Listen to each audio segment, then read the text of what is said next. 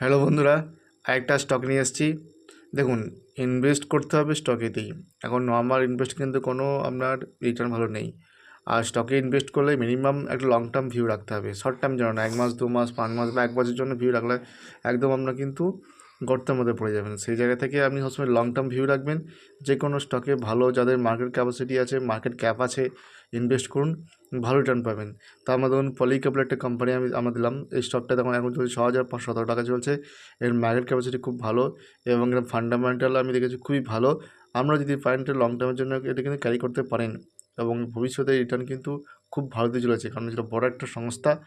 এবং দেখুন এখানে ফরেনার ইনভেস্টার আছে, ডোমেস্টিক ইনভেস্টার আছে, আদার্স আছে এবং প্রমোটার হচ্ছে 63% হোল্ডার আছে। এই সব থেকে বড়ো জিনিস যে এই স্টকটা পড়লেও কিন্তু আপনাকে আবার তুলে দেবে। তো সবসময় স্টকে ইনভেস্ট করবেন, লং টার্মের জন্য করবেন, এটুকু আপনাকে বলছি। লং টার্ম করলে যে কোনো স্টকে